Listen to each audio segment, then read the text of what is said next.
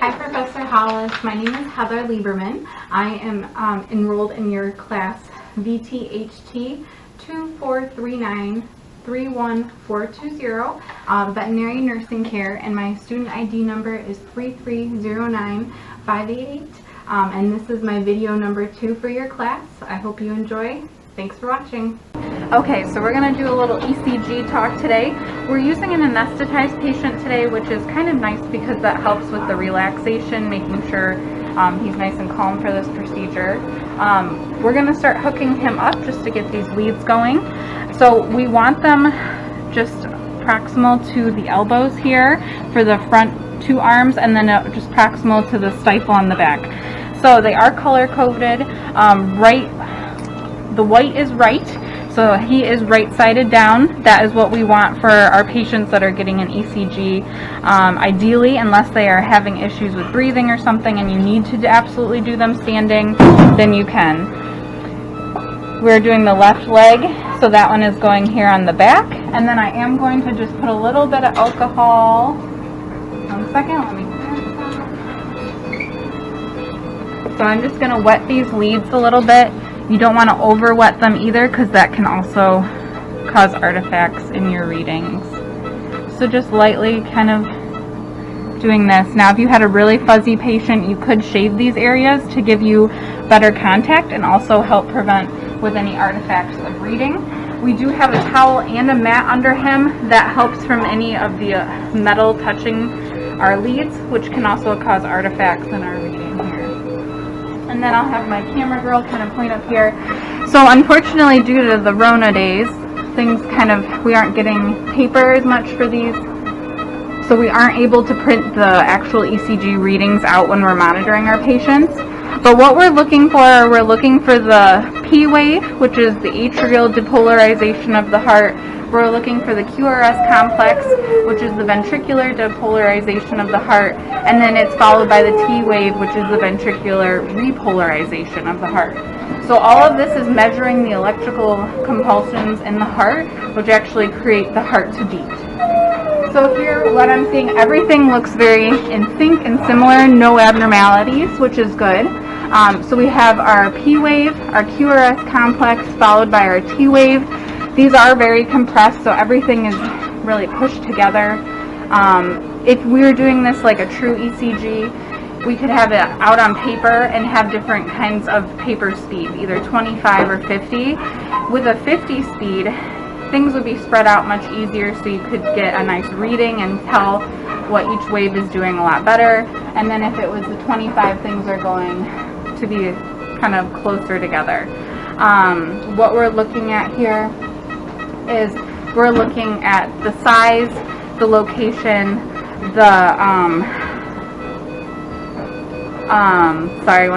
We're looking size, location, the amplitude, and the distance apart of all of our waves, just to make sure, again, that everything looks similar.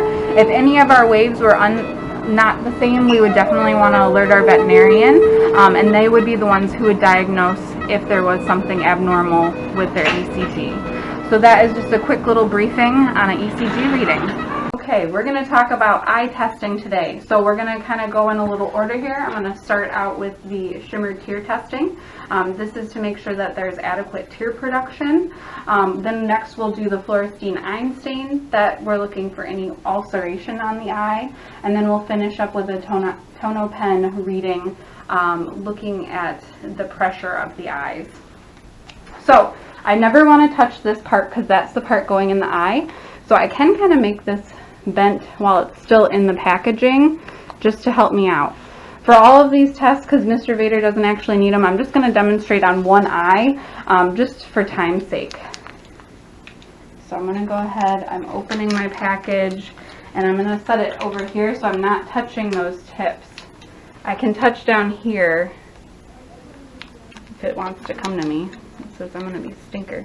Alright, so I'm touching down here. We want to put this between the mucous membranes of the eye and between the eyeball. Generally, you want a restrainer. Right now, we're dealing with some COVID cases and such, so I'm low staff, so we're dealing with what we can do here. So I'm going to kind of open or roll that eyelid back. It's okay, buddy. And place that down in there. I don't want to squish the eye closed, but I do want to hold it, and I'm counting for 1 minute or 60 seconds straight.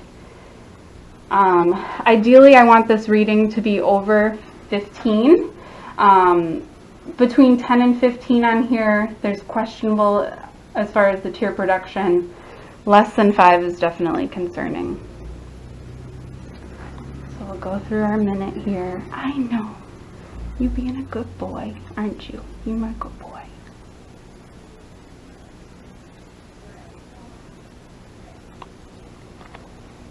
And we're looking pretty good. We're already at 15. Got about 20 seconds left on our timer here. I know. That Philly.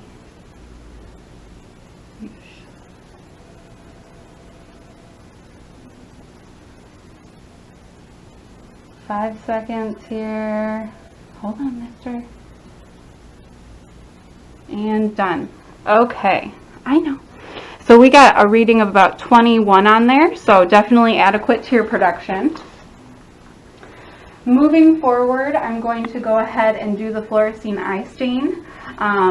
So this I'm saving for my tono pen. So what I'm going to go ahead and do, again, I don't want to touch the tip of it where the stain is. I'm going to open her up.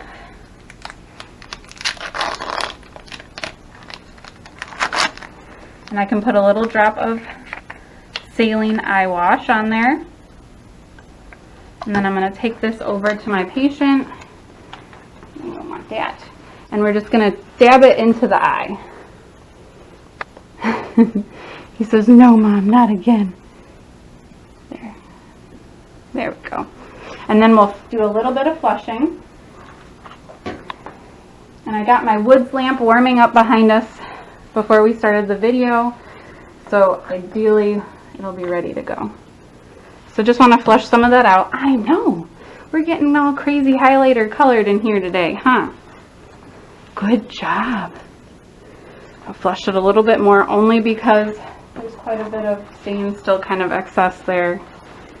Good boy.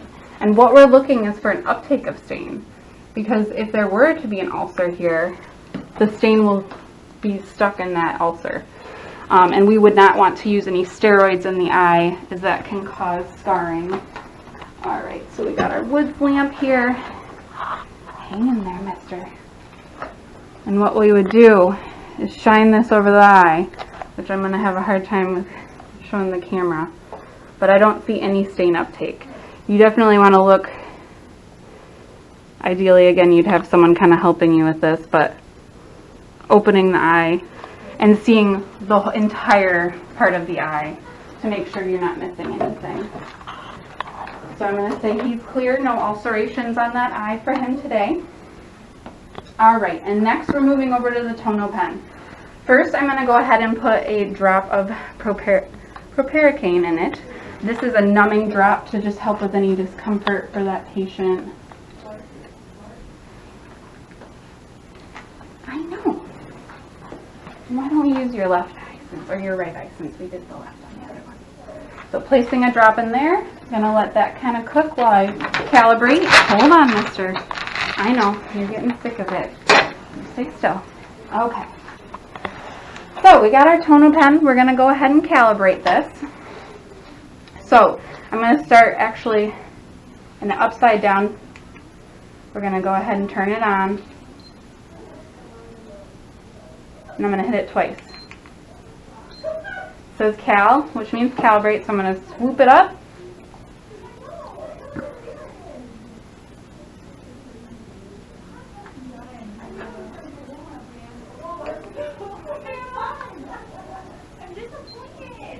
Oh, I jumped the gun. Hold on. These things, man. This is bad, I know. Turning it on. There, okay.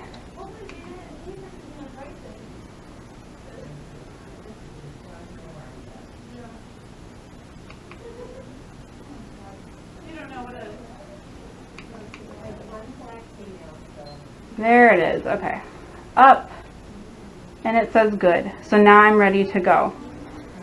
Alright, so got my little condom on here. Just kind of push that down so where it holds on, but I'm not touching the tip of that because again, that's where the eye is going to be touched to my patient. So I want this ideally directly over the pupil and not putting too much pressure on the neck or behind the head. And I'm going to go ahead and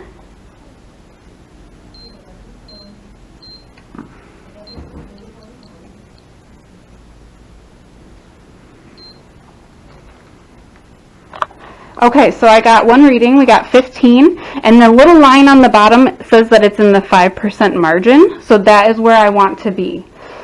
What I want to do is do this 3 times, and then I would average out that number, and that's my reading for the eye pressures using the TonoPen.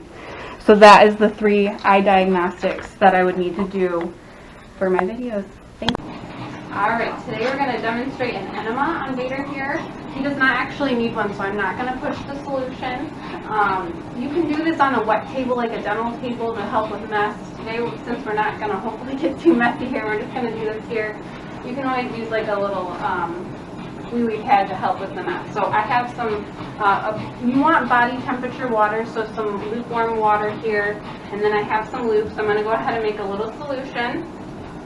You can use some soap as well, and then there are commercial enema solutions. I'm just going to use a tongue depressor to kind of make a nice little concoction. And then I'm using a 14 French red rubber.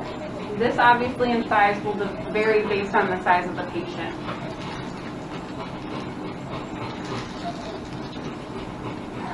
And I am going to just put a little bit of lube too on the tip of that. Oh, and I forgot my syringe. Oh, it's okay. Don't you mess that up. The amount of fluids you want to administrate kind of is dictated by your doctor. I need scissors. Sorry, 1 second. Let me grab some. Not too far.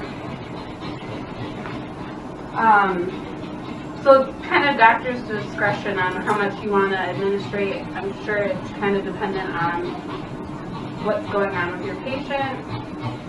A little bit less here.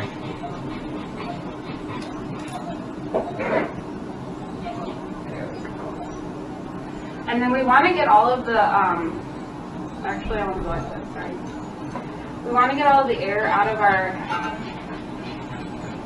catheter, so I am going to go ahead and just flush that through. If I make a kink in it, it'll help hold that in place until then. And then we'll insert this into the rectum here. Only about 4 to 5 inches. Good boy. And then from there, we would go ahead and press the plunger. I'm not going to do that because, again, we're not needed today. So then when I want to remove it, again, I want to kink it off and then slowly pull that out. When I'm pushing the solution, I don't want to force it. So if I'm pushing my plunger and it doesn't want to go, we're not going to force it because you can actually damage the intestinal lining in there. But we would do that, and then hopefully we would have results from our enema if needed. Indications could be like a constipated cat. Those are very common reasons we do them. I even had a coworker who was feeding raw, and the dog's kind of stool got bulked up with bone, and she had to actually do enemas to help debulk and pass that through for her dog. So different reasons like that are why we would want to do this. So that's my demonstration of an enema. Alright, we're going to demonstrate some subcutaneous fluids here. So starting with Vader here, we're going to go ahead and tent the skin where we want. When we're administering fluid, we only want to administer about 10 to 20 mLs per kilogram in an area. So the max he could get per one poke of an area is 500 mLs based on his weight.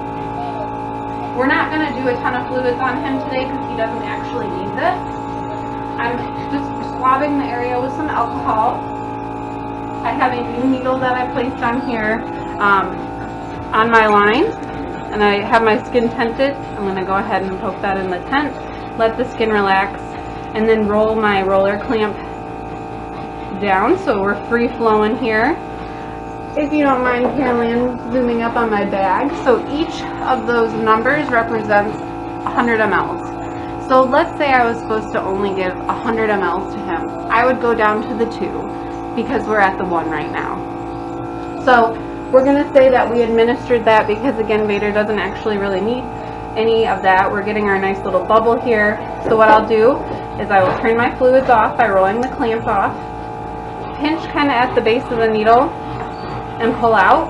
And I like to hold that for a second just to prevent any kind of fluid coming back out. Obviously, the amount that leaks out is nothing near what we've administered, so it can happen, but that is administering sub-Q fluids. Just hold this leg out for me, and we're just going to put a bandage and then splint it, Okay. All right, we are going to go ahead and we are placing a bandage and splint combination here on little Nini. So over here I have all of my supplies. I have my splint, which we cut back, and then we went ahead and just kind of patted this so it doesn't rub on the area. We have our cast padding, some cling or stretch gauze, Elasticon vet wrap, which I did unravel and then kind of roll back together to help prevent any tightness when I'm applying it. We have our 2-inch tape, tongue depressor, and my bandage scissors and cookies for backup in case she gets crazy here. So to start, I'm going to go ahead and place my stirrups. So I have 2 pieces of 2-inch tape ready to go here. I'm going to have Leah hold out her arm. Now this goes down the lateral and medial aspect of the legs. You're fine. And they might be a little bit long here, so I can actually take some of that off. And then what we do is we push this end here onto our tongue depressor. I know. You gotta hold still, sweetheart. You gotta hold still. Just gonna adjust that a little bit just to help even things out. Tape is not always our friend. Okay, so now from here I'm gonna go ahead and place about 5 layers of calf padding or rolled cotton. So starting distally, actually, sorry, I want to go this way. And then when I start going up, I want to overlap about 50%.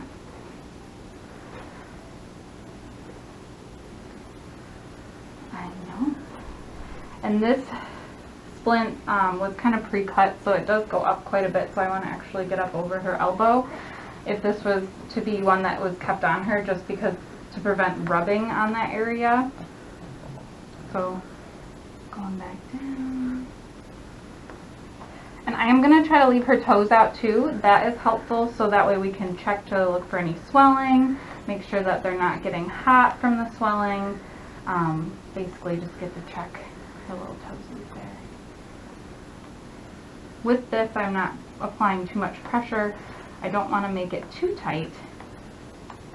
That is what our cling is for.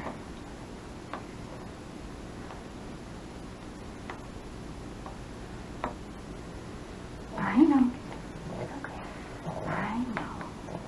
Good girl. Okay, so we have that placed here.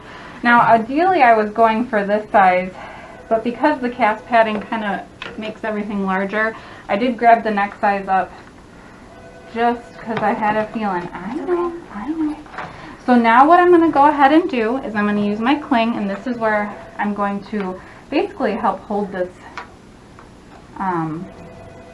splint into place here. And everything's getting twisted. Hold on one second. Thank you. There. So again, about 50% overlap here. And this one is the one I can actually do some tightness with. Oopsie. I know. Bear with us here, girlfriend.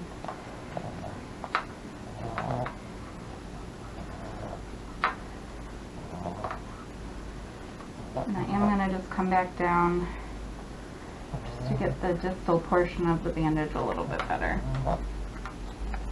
Now ideally this would be fitting a little bit better just because I was kind of in between sizes. We don't really have a super ideal appropriate size for her. But you do want it to be nice and snug inside the splint there. So next what I'm going to do is I'm going to kind of release my stirrups, twist and pull those up and around, as so. So I can see those two toes if I needed to pinch. And then we're getting into our final layers here. So I'm going to go ahead and get my vet wrap going. Again, 50% overlap.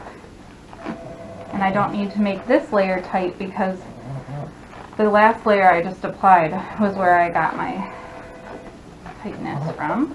Hello, hang in there, baby girl. And we only need to apply one layer of this bandage here. And then what I would do is just take a little bit of this Elasticon,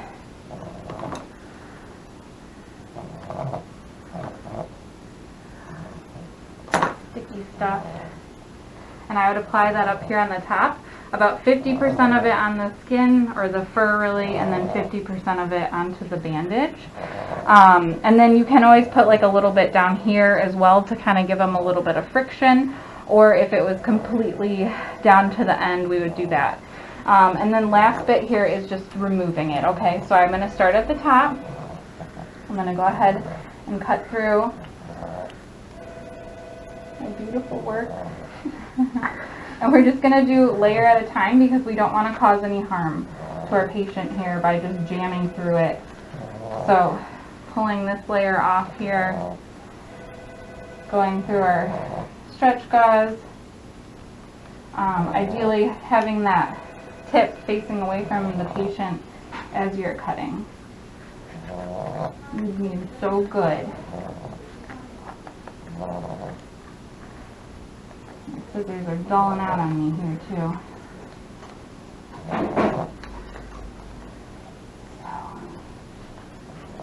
Moving that.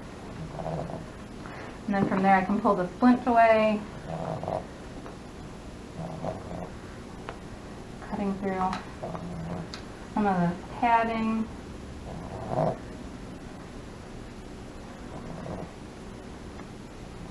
We want this to be nice and padded because it helps stabilize that leg, and that's where we get our stabilization so she's not able to move, and then obviously the splint aids in that as well. But that is the benefit from that padding there.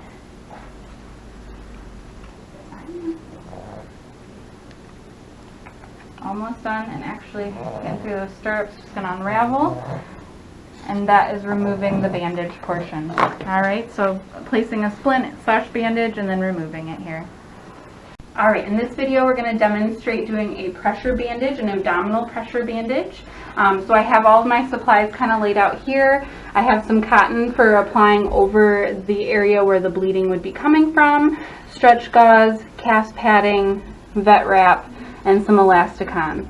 So I would go ahead and place this where the area of bleeding would be. So we're just going to say it's right here. We're going to tuck that up there, and then I'm going to start with my cast padding.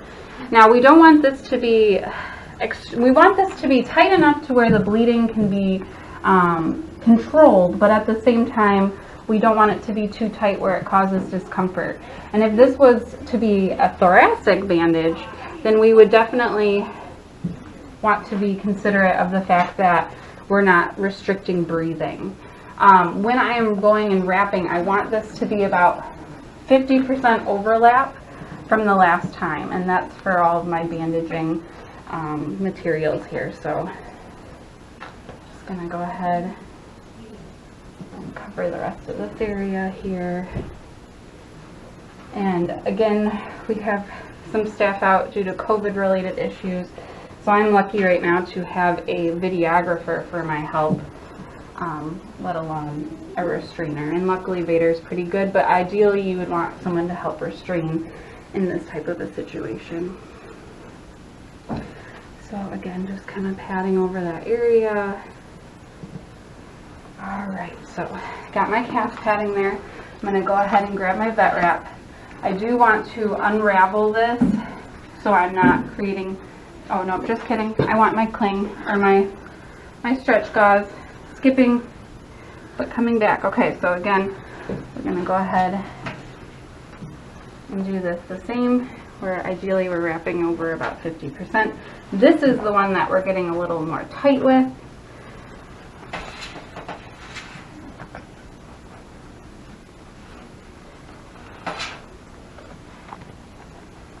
Alright, you're being a good boy, aren't you, Mr. Reader?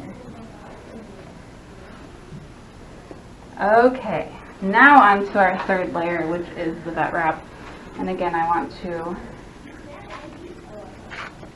unravel. I know, and then I'll re-roll it back. And then this is, again, just helping preventing a too tight of a bandage.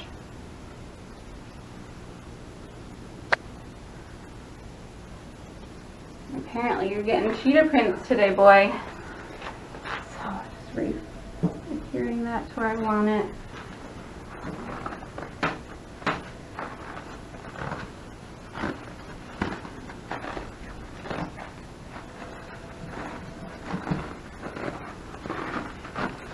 Look at how cute you are. You don't even know.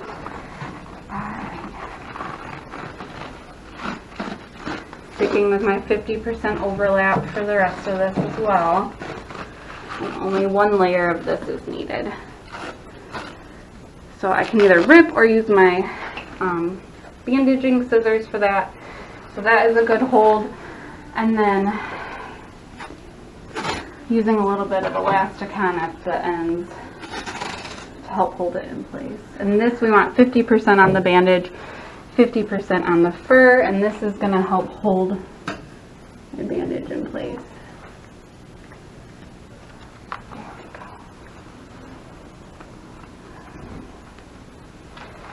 Oh no, we're getting low. So for demonstration purposes, and because obviously I'm low, ideally I'd want to do this around the entire bandage, okay? And cover around this area as well, and that's just going to help from any slipping. But so I'm not wasting bunches of bandaging material. We're just going to pretend that that's there, okay? And then when I would go forward with removing it, I want to start at the front of the bandage here. And I want to, I'm almost using, oh sorry, I switched places. I'm almost like pushing my scissors like this as to not grab any of his hair. And then as I'm able to, I'm going to go ahead. And sometimes you have to take it in layers, and that is the safer way to go about it. So we got that layering done, and then I'm able to kind of work through this and just kind of pick away at it. And then that is how I would unravel that bandage. So that is an abdominal compression bandage. Alright, we're talking dental stuff today. So initially we're going to do some x-rays, then I'm going to talk about some different ways of scaling, and we'll finish up with some polishing. So here we're going to do actually a parallel x-ray here on these bottom premolars.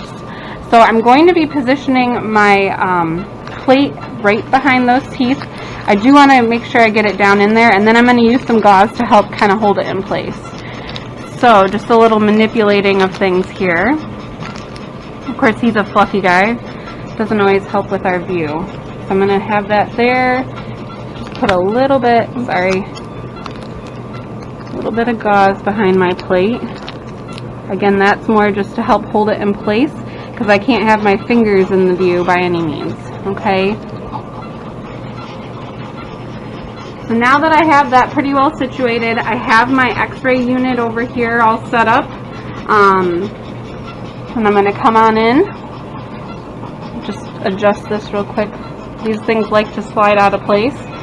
So again, I'm kind of coming parallel, slightly tilting down, prepping my machine.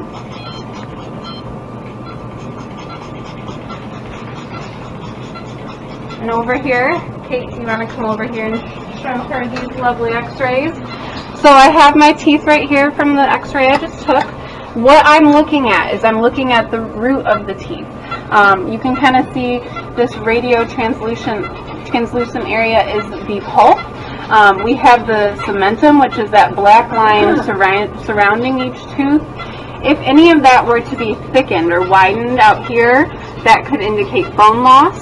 that could indicate there's an abscess. Sometimes you'll see like a round black blurb kind of around there. That could be an abscess.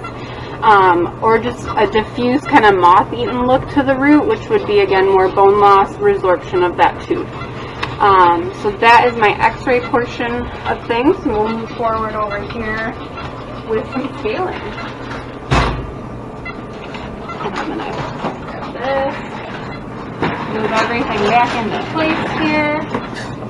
My preceptor, Dr. Napawaki, is across the table here, assisting with us and making sure we're doing okay. Okay, so we got a couple different little dental tools here. I'm going to mainly be focusing on these two. Kate, if you don't mind just showing these over here for me. So over here we have a sickle scale scaler. This is more for cracks and crevices in the teeth. And then we have a curette. This is more for the like sides of the teeth, an actual kind of scaling along the sides. So I'm going to go ahead and demonstrate that. When I'm holding it, I'm using a modified pencil hold on that. So we're going to come over here. I'm going to take this out of his mouth and demonstrate this. So we're going to go ahead back on this fourth premolar. What I want to do is I want to have that almost parallel to the tooth, and we're scraping down to the crown of the tooth. His tartar is pretty thick, so ideally it would be smart to use like a tartar chipper. And then just to show it as also a demonstration here, there's oftentimes a little crevice right there, which again the sickle scaler is a good one to kind of get down in there, which I might come back and demonstrate once I ultrasonically scale some of this off, because it is pretty thick. Alright, we got our ultrasonic scaler working here, so I'm going to go ahead and ultrasonically scale that tooth. I always want the tip of, or I don't want the tip of the scaler touching the tooth. I always want the side. As such, I'm never going to go like this because that can damage the enamel of the tooth. We also only want to focus on one tooth for about 10 seconds or less, because that can damage the pulp of the tooth from the high heat that can be transferred from this. And that's why we use water, because it can get so hot, to help balance that up. So I'm going to go ahead and start. And you're almost like coloring the tooth with your scaler in a sense to help clean that off. And then, you know, just to kind of keep going, we'll switch over to another tooth, because again, we don't want to be on one too long, so sometimes we'll kind of go there and then we'll bounce back just to help with that heat potential for that tooth. We're getting some good tartar off there. So I'm going to stop for a quick second, go back to my hand scaler and see if I can get some more of that off, because again, I kind of wanted to do a better demonstration of that for my patient here. So again, sickle scaler here. We're going to go into that crevice. And it's still not working great, so I'm going to set that one down.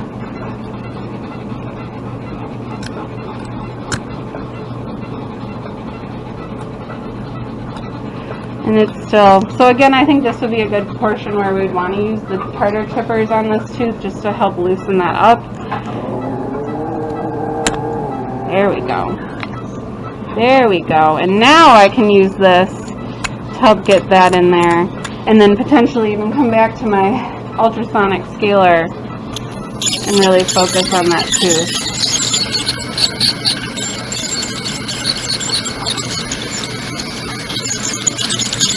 Getting some good tartar off these teeth.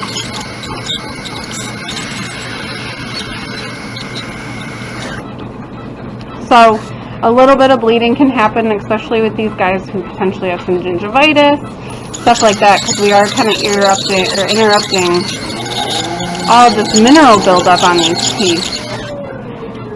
So I know this tooth isn't fully to its full extent here, but I want to just kind of get through my video, so I'm going to move on to the polishing portion real quick, and I'm just going to focus right there where it's the cleanest. So I do just need to get some polishing paste. Start polishing the tooth, so I just kind of take a little scoop of this, my Profi paste. I know there's a little there. We're having some technical difficulties. And I'll go ahead and just get the surface of the tooth. The reason we're doing this is to eliminate the micro etching that we had done, so we're smoothing that all out so we'll have a nice smooth finish when we're done. So that's how we would go ahead and take x-rays, scale, and polish our teeth. Alright, today I have Michelle with me. We're going to be talking about dental at-home care. So things we can do for our pets that are beyond the dental cleanings. Dental cleanings give us a nice fresh start for the teeth, but this way we can maintain that at home. So ideally the best thing is to brush your dog's teeth. Gold standard right there. So if you can do it daily, that is best, if not every other day. You know, if you get into less than that, really it's kind of like us. If you brush your teeth once a week, what's the benefit of that? So these nice little kits have different tips based on your dog's mouth size. So I know you got small guys, so a small size would be beneficial. We also have a little thimble kind of toothbrush, which is nice when they're a little intimidated when you're coming at them with a toothbrush, so you can kind of sneak your hand in there and just brush along the sides and help with that tartar buildup that a lot of dogs get. And then always make sure you're using a doggy toothpaste. We don't want to use human toothpaste in those guys, okay? Got it. Then some other more fun kind of things you can use for your guys are these dental chews. So we have a variety. So we have these Veggie Dent chews, which I kind of have on my tray here. They're somewhat comparable to like the greenies that everybody knows pretty well. Idea is that it's kind of a fibrous chew that helps promote the chewing, abrasion on the teeth, helps prevent that tartar buildup. We have the Oravet chews, which come in this bag here. The cool thing about this product is it has kind of a new technology where it actually has, it creates a sealant over the teeth when the dogs chew it. So it helps prevent that tartar buildup that way. And then the wonderful Hill's TD diet, which I feed my cat exclusively for his dry kibble. The cool thing about these is they're sized for different size mouths. So these ones are the small bites, which would be ideal for your kiddos. And they are fibrous and almost like cross hatches. So when your dog is chewing in it, it helps kind of almost brush their teeth for them in that sense. Per the company, you do want to feed at least 25% of their diet that per day to see any results. And then finally here, the other little thing we have is kind of like a doggy mouthwash. Benefit to this is that it helps with the microbes, or get rid of bacteria in their mouth, just like us with some Listerine, but it's geared for them to help eliminate that extra bacteria, which then in turn turns to plaque and tartar, and then we get the calculus buildup that we have to scale off their teeth. So these are all good little things to use at home, but obviously brushing their teeth is the #1 recommended thing, most effective thing for them. Okay? So that's our take-home dental care. Thank you.